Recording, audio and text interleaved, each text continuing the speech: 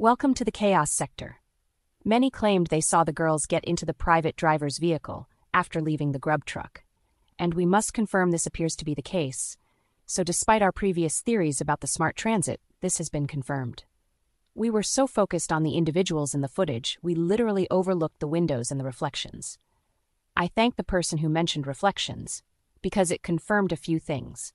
One, the truck, although a mobile food truck, was not in the center of Friendship Square, but rather on the actual street.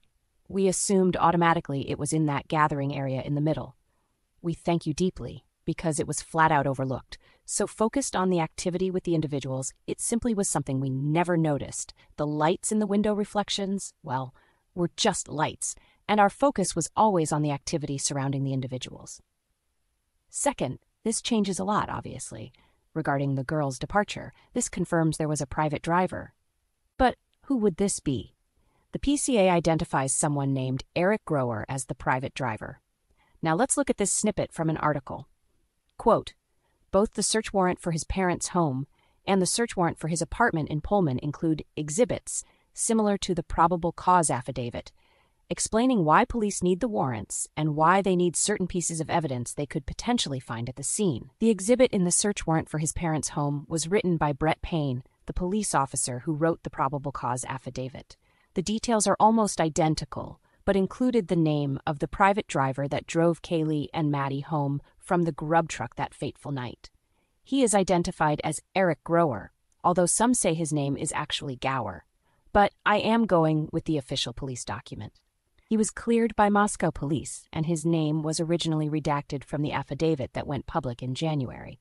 It also mentioned who was all living at the Kohberger family home, his mother Mariam, his father Michael, and his sister Amanda. Unquote. Now this is the problem with the PCA. No information about Eric Grower. We've searched a bit and no results. Now we wouldn't claim it was Eric Gower from Moscow with assuming there was a typo in the PCA. We would keep digging and trying to find who it would be. And by that time, the oddity of the interview would just create suspicions anyway. And this same private driver requested to stay anonymous in his interview with Law and Crime. Also, when did this interview take place? Because the PCA was released around the time Kohberger was arrested. I believe the PCA was released on January 5th, which was also Kohberger's first court appearance. But when was the private driver's interview? I think it was a few weeks prior, around December 22nd. The interview occurred on the 22nd, but we don't know when they spoke to the authorities, actually. Based on their interview, perhaps it was a few weeks prior, around the time they gave them Kohberger's license plate, which was around the 7th. And, of course, those following weeks, Kohberger was being tracked by the FBI, who also denied having Indiana State Police stop him on his trip. And then there's more confusion with the time, and it's really become a bit disturbing. Goncalves and Mogen were at a local bar, the Corner Club at 202 North Main Street in Moscow. Goncalves and Mogen can be seen on video footage provided by the Corner Club between 10 p.m. on November 12th and 1:30 a.m. on November 13th.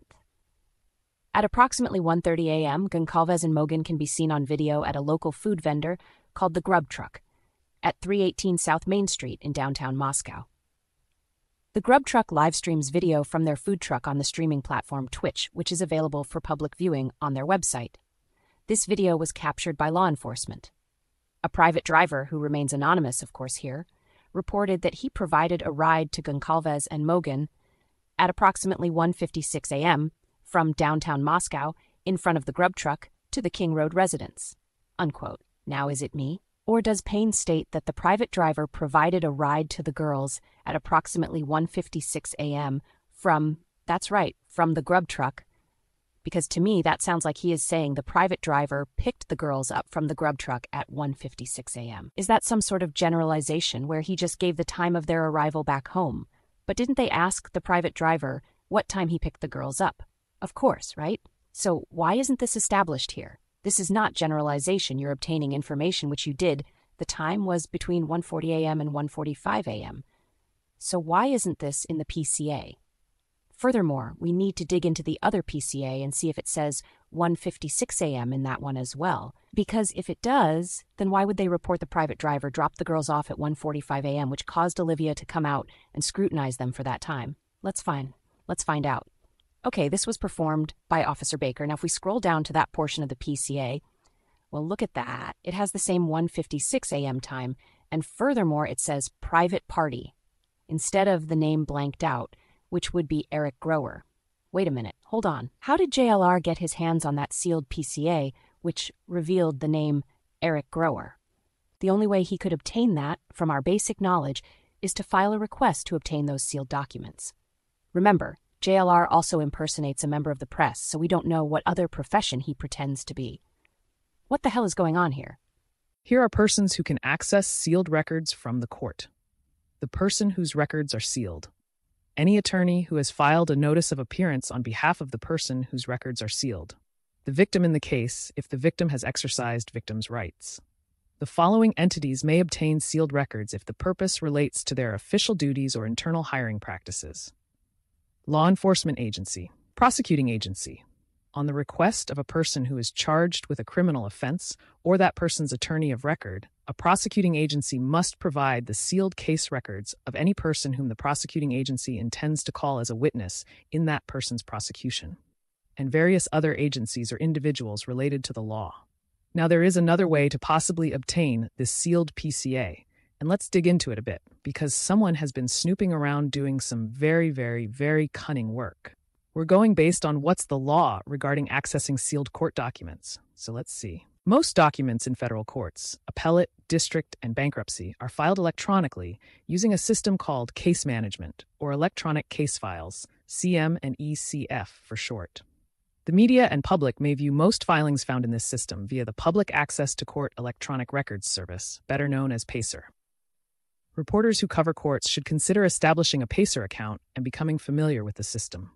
Users can open an account and receive technical support at pacer.gov. Documents not available to the public are discussed in sealed documents and closed hearings. Even in public court documents, however, some information is not available. Federal rules require that anyone filing a federal court document must redact certain personal information in the interest of privacy, including Social Security or taxpayer identification numbers, dates of birth, names of minor children, financial account information, and in criminal cases, home addresses. Once case information has been filed or updated in the CM-ECF system, that information is immediately available through PACER. Some courts provide free automatic case notification through really simple syndication feeds or through read-only CM-ECF access. In courts where RSS is available, PACER users can opt to receive automatic notification of case activity, summarized text, and links to the document and docket report. For cases that draw substantial media and public interest, some courts have created special sections of their websites called Cases of Interest or Notable Cases, where docket entries, court orders, and sometimes trial exhibits may be posted. Some courts also use an email text alert service during high-profile cases to alert reporters to major filings and other information. Unexecuted summonses or warrants, pretrial bail and presentence reports, juvenile records, documents containing information about jurors, and various filings such as expenditure records that might reveal the defense strategies of court-appointed lawyers are not ordinarily available to the public. In certain circumstances, judges have the authority to seal additional documents or to close hearings that ordinarily would be public. Reasons can include protecting victims and cooperating informants, and avoiding the release of information that might compromise an ongoing criminal investigation or a defendant's due process rights. Now, we're not the legal experts, but from what we have pointed out, JLR obtained access to that sealed document through a form of manipulation. You can't just electronically file to gain access to a sealed document. You have to have credentials, or even more importantly, some form of relevancy to such documents and its contents, such as the aforementioned reasons. A sealed document is physically sealed, and no one can view or copy the document or record without a court order. Now, this is where the concern is. JLR was the only one to our knowledge who had obtained that sealed PCA. He even stated it in the video, quote, "I'm in possession of the unredacted PCA," and there was a great question someone posted, "How did you get that?" But let's listen a bit to that video. A lot of you are curious on who the private driver was that took Kaylee and Madison home during those early morning hours right before the murders happened. Everyone is wondering, who was that private driver? Well, I found out the name of the private driver, and I found this out via the probable cause affidavit by Brett Payne, a unredacted version of it. I'm in possession of an Now, of course, JLR doesn't explain to his audience how he obtained that unredacted PCA. And based on the context, as he states everyone was asking who the private driver was, it seems likely that he obtained that unredacted PCA to find out who the private driver was, right? Or was it for another reason, which he claims it was for that reason? Let's break it down a bit more. redacted version of the affidavit of probable cause affidavit that Brett Payne submitted seeking the arrest of Bryan Kohberger, but it names the private driver. And I want to share some information about the private driver. Just so you guys know, the private driver also gave a media interview about his thoughts on that day and what he's going through, but they kept him anonymous. But I'm going to share who this person is. His name is Eric Grower. Eric Grower. So first of all, claiming that the private driver wanted to stay anonymous and then publicly revealing that name is grounds for legal action. The PCA was sealed for a reason, to protect the identity of individuals surrounding the case and other related aspects of an investigation. Now, why would JLR do this to the private driver? For likes? For views? To be the first to reveal key information? Let's bypass all of that and focus on that very interview where they wanted to stay anonymous. So if JLR is claiming it's Moscow's Eric Gower, then we once again come back to the anomaly. How are you claiming the private driver is Eric Gower from Moscow, yet the same private driver claims to reside in Pullman, Washington? And trust me, he was aware of that. And yet, he didn't think there was anything suspicious about the private driver claiming to stay in Pullman, Washington. We know he also researched Moscow's Eric Gower, and surely he would realize that someone is not the private driver between the two, if at all. There's another example of manipulation. That's not a minor thing neither. It is JLR knowing there was a glaring contradiction of where the private driver resides. Here we stand at this crossroads. Who the hell is the individual being interviewed if we go with the Eric Gower from Moscow?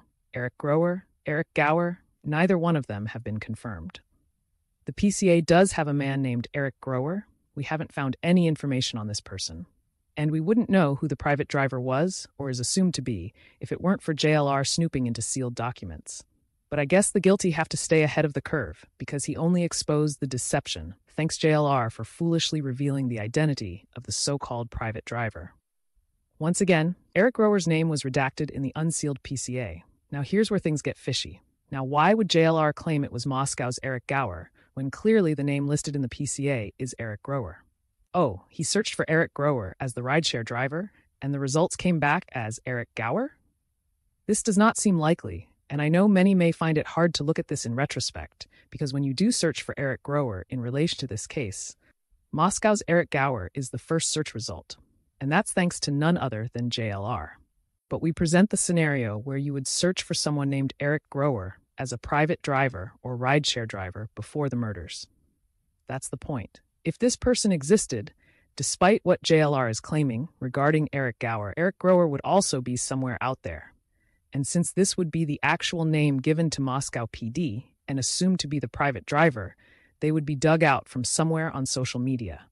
We haven't found that person, so it is deemed an incorrect spelling of Eric Gower. And of course, you know how that plays out. Now, since we know JLR knew that Eric Gower was from Moscow, and also knew the person interviewed claimed to be from Pullman, that gray area of suspicion justified our theory that JLR was the one who was interviewed, impersonating as the private driver. No concrete evidence, but he has a history of giving false statements to authorities, impersonating others, posing as a journalist to gain access to certain areas in government buildings, filing frivolous lawsuits. I mean, this is the perfect candidate to pose as a private driver. Moscow is a small town. They wouldn't recognize JLR from a can of paint. Oh, I didn't drive all the way up to the driveway because that's how people get robbed. Oh, after the murders, girls that I drop off ask me to come inside and check everything out before they go in. Oh, so you were so nervous about being robbed on the night you dropped Kaylee and Maddie off, but now all of a sudden you're Superman, willing to risk your life? Sounds like a fabricated story to me. That was JLR being interviewed as the private driver. There are too many tangled webs here, and it's starting to piss me off. Yeah, those statements really put them in a very suspicious spot. Stating that he didn't pull up to the driveway all the way because that's how people get robbed, yet also stating there wasn't any sign of danger and the town was so safe that people would leave their doors unlocked. Blabbering out a bunch of nonsense to convince the reporters they were the driver. Either the town is a bit unsafe, where you felt paranoid about pulling all the way up to the driveway, as you could potentially get robbed, or it was a town so safe that people left their doors unlocked due to virtually a non-existent crime rate. Can't be both, you slithering snake. And to even attempt to seem so considerate and a great civilian, then he's basically a superhero who somehow has gained the confidence to approach the homes, enter, and put himself in potential danger for some college girls?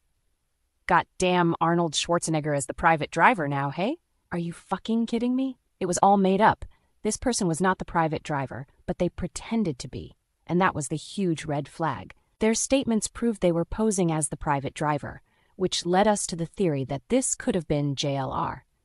Using terms like exceptionally throughout the interview, and remember, it was actually this so-called private driver who had tipped Washington State Police about Kohberger's vehicle, claimed to stay 1,200 feet from Kohberger, and claimed his vehicle appeared, quote, too new.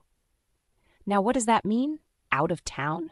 Or did it mean the vehicle appeared to be a new purchase? I'll tell you what it meant. It meant he was a part of framing Kohberger. That's what it meant. And whoever this person is, they are a suspect, a part of the conspiracy. Just go back and check our previous series breaking down their statements, or go read the article for yourself and notice that crap firsthand. But apparently this was Eric Grower Gower, or whichever one it was, right? JLR seems to think so. He presented that person as the private driver. And of course he was all over the place during the earlier days in this investigation. Now, do you realize how much traveling that is? JLR has never given Kohberger the benefit of the doubt, despite all of the inconsistencies that have been exposed by many. We'll include ourselves in that group for a few contributing points as well. Claimed Bonnie and Kohberger have some connection, yet doesn't accuse Bonnie of being involved in the murders somehow. And that right there is JLR feeling the pressure. He had to mention Bonnie because he conspired with her, but tried to project that onto Kohberger, even agreeing that Bonnie was the DoorDasher and that she would have ordered and delivered that food. She's a suspect. Accuse her of being involved for fuck's sake. See, he can use reverse psychology, yes, to give the impression that he's questioning oddities and such, but we see right through it. As we all know, the guilty can't keep a straight face. Something is going to twitch. And they returned to the scene of the crime, and JLR had been running around in Moscow, at night, I might add, tracking Kohberger's parents' home in Pennsylvania, snooping around in Pullman near his apartments. Now, there's your stalker. Maybe he was with the FBI in Pennsylvania snooping around while Kohberger was being watched. Too suspicious to me. He's involved in this case directly, in my opinion. And that's how he would more than likely get access to that sealed PCA, because he was the so-called private driver. The judge would grant him that access, then pretend like he's investigating and trying to put the puzzle together. He never explained how he gained access. No, of course not. Many may question his ability to obtain it. The phrase, "I'm in possession of," means he literally has the unredacted PCA. Not a screenshot, a snippet of something in it, no, the actual sealed documents, because he posed as the private driver, so they would give him access. Just our thoughts on it, with supporting evidence, though, to come to this conclusion. We'll get back to that most definitely. If it was a typo, then it would be Gower, right? But then this just pulls us back to Eric Gower from Moscow. He fits the description of the private driver, UI alumni, provided ride services for students. But once again, this can't be the same person interviewed by Law and Crime, because they claim to reside in Pullman. Now, the other option would be that it's some 59-year-old man from Pullman who was the private driver. But there is no public records to our knowledge that confirms this. We searched People Finder for both last names and Pullman, Washington. First was Eric Gower from Pullman, Washington. There were no results for an Eric Gower in Pullman, Washington specifically, but there were some in the state. Yet neither one of them were 59 years old. Okay, let's check Eric Grower in Pullman, Washington. Let's find out. Well, this Eric Grower is actually from Illinois and is only 43 years old. But of course, when we check for Eric Gower in Moscow, Idaho, there are 3 Eric Gowers. The first one, of course, is our alleged private driver, based on JLR's claims. Who in the hell is this Eric Grower? Or if it's Eric Gower, then it just makes sense that it would be Eric Gower from the university. But then you have the mysterious Law and Crime interview, which has him residing in Pullman. This needs to be revealed because without confirmation, we have to assume someone impersonated a private driver, even while physically picking the girls up. and let's get to that footage. Based on the reflection, it appears to be a car that pulls up. Now, it is alleged that it was a red Mustang, and based on the taillights, it does resemble one. Okay, let's just examine this segment for clarification, and then there is something that needs to be addressed regarding the aftermath of the murders.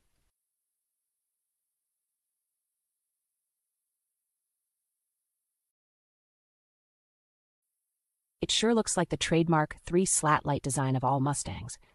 No matter the year, no matter the evolution in design, those taillights stay relatively the same and are distinctly recognizable. The vehicle sits and waits for the girls, they leave, get in the car, and it drives off. Okay, we can conclude that they did take a so-called private driver home, but this private driver has not been officially identified. Either it's Eric Gower or Eric Grower. Due to the confusion about the name in the PCA, it creates this confusion. Now, there was a red Mustang found crashed and abandoned in Moscow, and I believe it was near the victim's home. Hold on, let's get on one accord here. For those who might question, how didn't you know about that vehicle? Or this was proven months ago. While that was being proven, we were focusing on the crime scene, the housemates, the inconsistencies within the case, and who was involved. We're not checking everything out, our apologies. Sure, we may need to be a little more interactive with our audience, because they may have already informed us about that red Mustang months ago. We're very selective in who we support and watch. No offense to anyone out there. A lot of information is revealed in streams, and honestly, we just don't have the patience for it. Sometimes we do, but overall, we stick to our own investigative work. But it's okay. We're dealing with it now. Some reveal this, some reveal that. It's a team effort. Someone left a post in stating that we revealed that the Smart Transit was a free service, and its route is close to the home. Later down the line, someone else will examine that, and someone will say, that was known months ago. So it's not that important when you discover something, even if it seems obvious to you.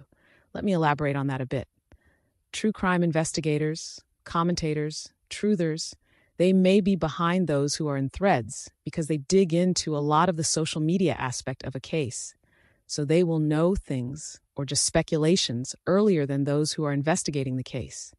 The investigator is usually hardwired on the bulk of the issue, and it eventually makes its way to the investigators, commentators, and truthers. Just wanted to point that out. Let's continue. No problem. A forensics team inspected the vehicle, and immediately Moscow PD shot down any theories that the vehicle was linked to the murders. Okay, when the media comes out, or authorities in this case, or both actually, shoot down a theory, it usually means there's something there. Obviously, many would assume this is the same red Mustang that took Kaylee and Maddie home, and I believe so as well. But once again, who was the owner of that red Mustang hasn't been confirmed. All right, we all remember the white Hyundai Elantra found crashed and abandoned in Oregon, right? Now that I revisit this, it's possible this was the white Hyundai Elantra speeding past the gas station. Mind you, the clerk claimed she didn't know which direction the vehicle headed, but we all know they have cameras in all directions viewing the area. She said that because that vehicle would have been spotted making a right onto Troy Road or the highway, heading out of town. To this day, that surveillance has not been released, only that crappy screenshot. And also, it was around 3:45 a.m., in which this vehicle would be headed out of town. It conflicts with Kohberger being at the home after this time frame. That white Hyundai Elantra traveled back to Oregon, and they just abandoned it. Keep in mind, that vehicle did not, I repeat, did not have a license plate, so more than likely it was a rental. Eugene officers got a call about it and found a homeless man sleeping inside. From the looks of it, examining that front bumper, that car was intentionally crashed into something. I don't think that was a car accident, rather a car purpose. Now, the authorities discovered that the vehicle belonged to a female, with it registered out of Colorado. They claim she was involved in a, quote, job injury crash on December 15th, and the car was left on Seneca after both parties exchanged information. What exactly does job injury crash actually mean here? She had a car accident due to suffering an injury at her job?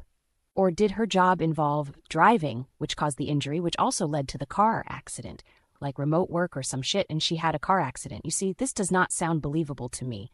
And as you know, since Moscow PD covered everything up, Oregon PD is definitely going to cover it up with the same white Hyundai Elantra found crashed in their town. We have two crashed vehicles, a red Mustang that was the vehicle used to kidnap Kaylee and Maddie. That's right. And you have a white Hyundai Elantra found crashed in Oregon, which I believe was the same vehicle captured in the gas station surveillance. Didn't Moscow PD state that the vehicle spotted in that gas station surveillance wasn't Kohberger's?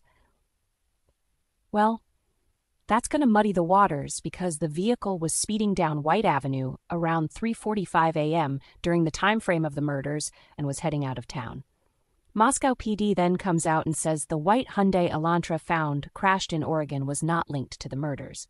Oh, really? Is it because the owner was a female that you just automatically ruled that vehicle out? Did they ever identify the individual who was speeding in the gas station footage? Who was that? Where is that footage? If you're going to screenshot a vehicle and have people believe that was the suspect, then release the actual surveillance. Oh, let me guess, you viewed it and realized it conflicts with the 4 a.m. time of death narrative, so you just vaulted it. Funny how the most damaging evidence against Kohberger has never been released? The most damaging evidence is the footage from the neighbor's security camera. That exposes literally everything regarding the crime. And yet they leak out a screenshot, which doesn't show anything. Again, I have to go back to that question regarding the gas station surveillance. They were flying down White Avenue, clearly in a rush in the middle of the night. The car matches the description of the alleged suspect's vehicle. Oh, it's not him. Forget about that vehicle. Really? Don't you think it's possible that vehicle was involved? It's seen speeding down the road around the time the murders would be, or had been, committed. You don't just brush that vehicle off because you rule it's not the vehicle you're looking for. You don't know what the hell you're looking for because you don't know who is involved. And there's the evidence of a frame, my friends. We've said this from the beginning. This vehicle was the first so-called evidence presented regarding a suspect, right? Now, hear me and hear me carefully. This was the vehicle that Moscow PD was searching for, a white Hyundai Elantra. They then claimed that that wasn't the vehicle. Now, how did they come to that conclusion? Well, let's see here.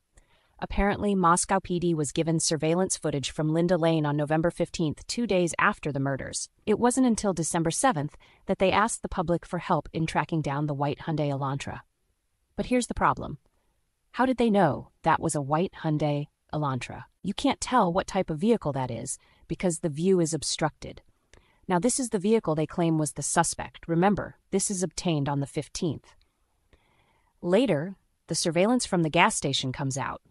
Right? Now, this is what they released to the mainstream media, not the footage they obtained. You know what? I'm sick of this shit.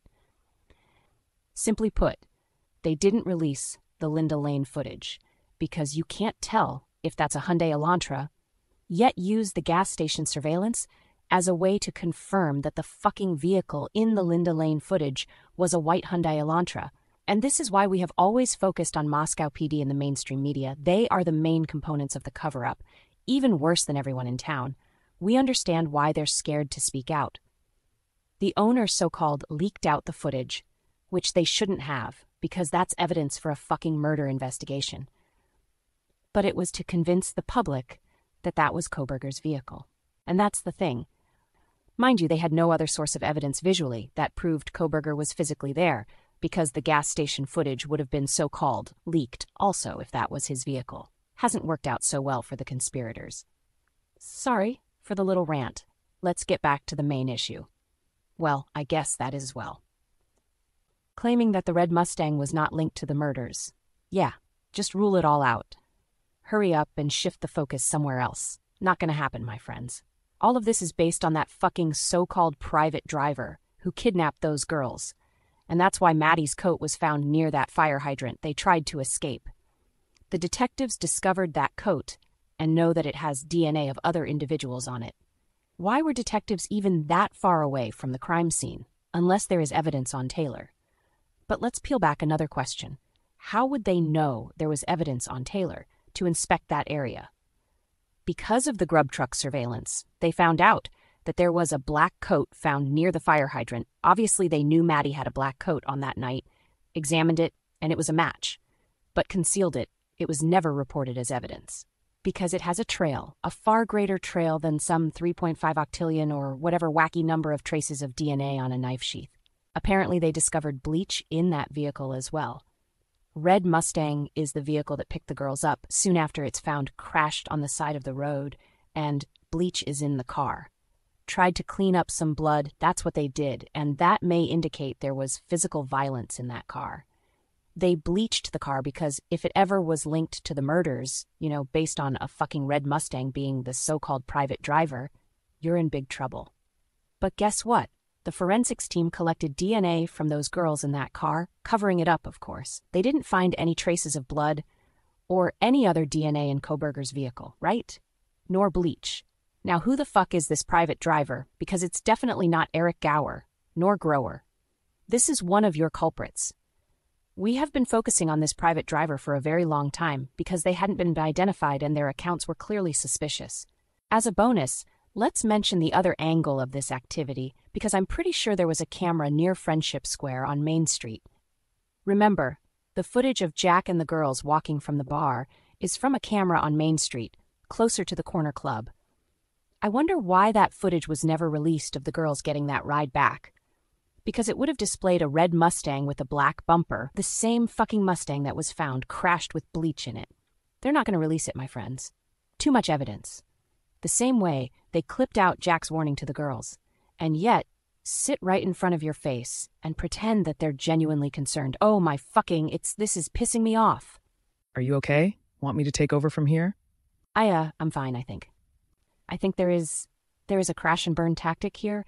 Dump the vehicle as soon as possible before you can be directly linked to anything. They have to get rid of the vehicle.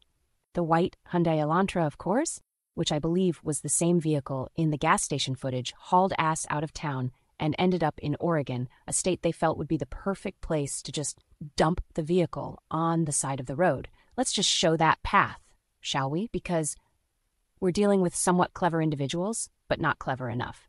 Now, as we examine the map, the quickest way to Oregon from Moscow is about 7 hours. It may have not been a straight shot, had to travel through Pullman as it's right next door to Moscow. And that's a key stop. There's obviously a, quote, checkpoint in Pullman. Perhaps more stops throughout Washington, such as Tacoma and Spokane. These are key areas, by the way, of Clyde. Then perhaps in the wee hours of the night before the vehicle had been identified, traveled to Oregon and simply crashed and dumped it far away from the crime scene. This would be done within a few days, and by the time that vehicle reached Eugene, Oregon, the authorities would have just been notified about a specific vehicle. Due to so many white Hyundai Elantras within this region, it would basically get lost in the crowd. Remember, they had to get rid of the vehicle, and they couldn't just abandon it, so thinking they were smart, they crashed it to make it appear to be a common accident, because if they just abandoned it, in their minds, the criminal minds, it would look suspicious. But crashing it, which would appear to be a common car accident, makes it look like a, quote, non-criminal incident. Yet, out of all the white Hyundai Elantras in this region of the country, this one made national headlines because it was abandoned and, of course, crashed. Clever attempt, but failed result. The red Mustang. It was alleged to be the vehicle which drove the girls home. Although nobody can prove that 100%, they know they did it, so they will dump the vehicle before it is proven, without a doubt, there was a red Mustang that was the private driver. And they wouldn't risk having that red Mustang parked in the driveway, and it comes back that they were involved in the murders. Based on that faker who was interviewed. Wait a minute. We've just overlooked a very big thing here. The red Mustang was discovered in Moscow, right? From what I've recently viewed, shout out to Jay is for Justice in her stream covering that red Mustang.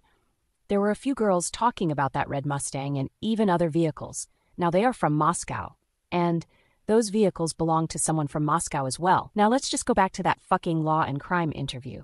They were not from Pullman. It was someone right from Moscow. Even someone the girls may have considered a friend. It is someone they knew, just like Kaylee's mother stated. Yep, it's just coming back around. Does anyone have any information on that red Mustang prior to this case? Surely that vehicle is attached to someone on social media. Mustangs are considered, quote, trophies, even though it's an older model. It's still a Mustang.